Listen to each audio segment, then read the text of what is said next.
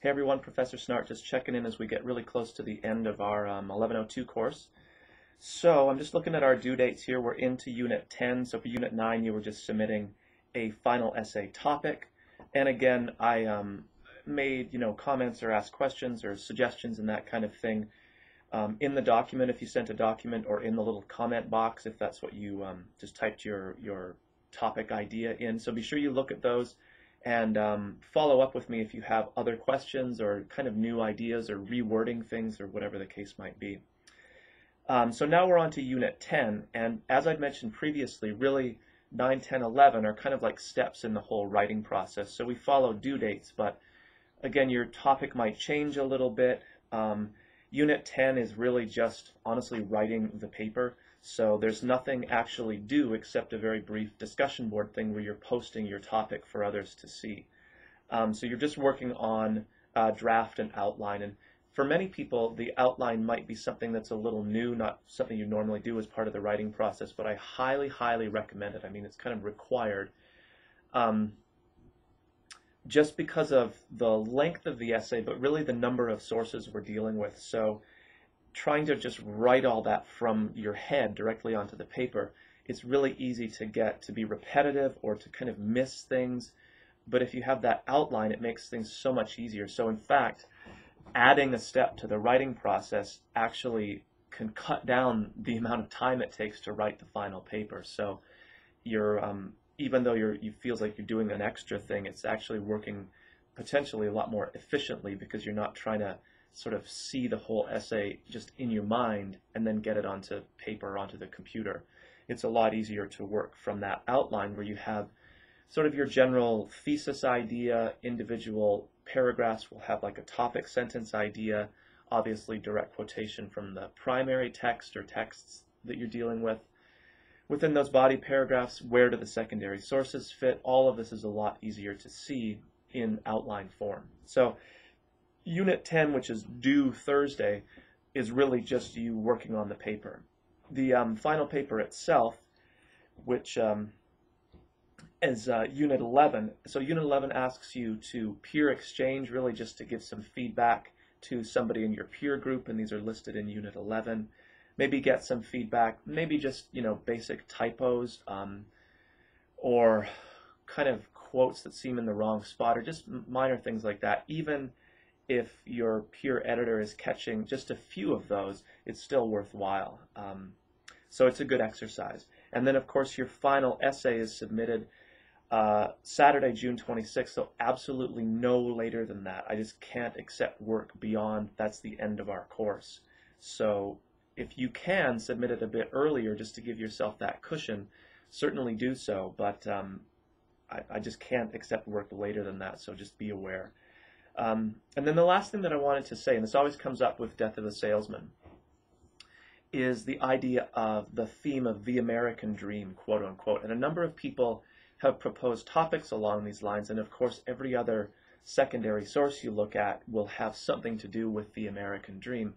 But as I've responded to people individually, and as I'll say now, I really strongly caution against using the phrase the American dream.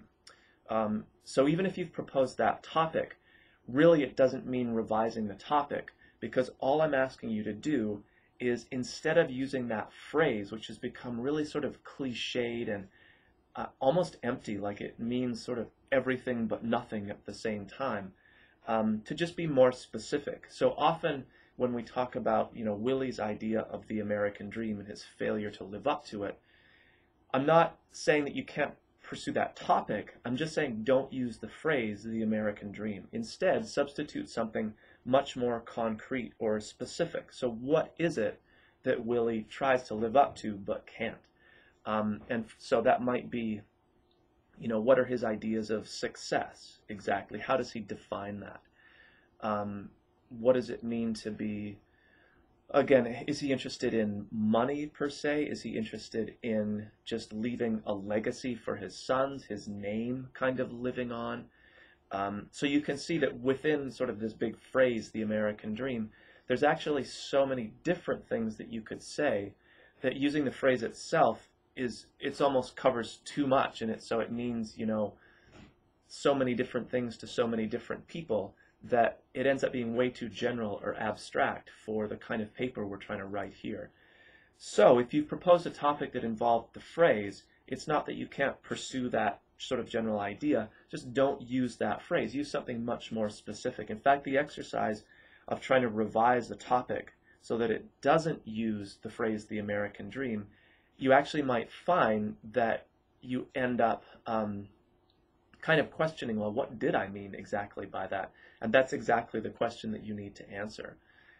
So is it an element of success or of being known or of having a certain status, right? All that kind of stuff. And you may find, completely other ways of approaching it too, but specific and concrete rather than abstract in general is always the way that we want to go. I'll repeat again, any papers at this point with serious source issues in terms of the wrong kind, the inappropriate number or type of source, inappropriate use or incorrect use within the text, MLA citation errors, works cited errors, any paper with that kind of stuff going on at this point is really unlikely to receive a passing grade.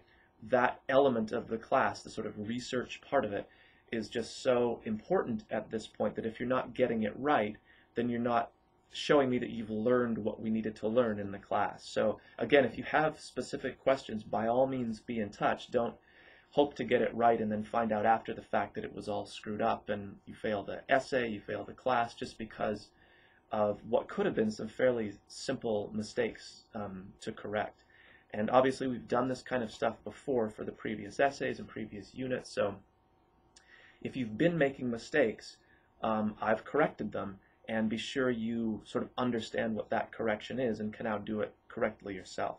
Like I said, any questions, be in touch, but we are getting really right down to the end of the course. Remember, Saturday is that absolute final deadline for papers to be in, so be sure your work is in before then, if not at least on that Saturday. All right, so contact me with questions and I'll talk to everybody soon.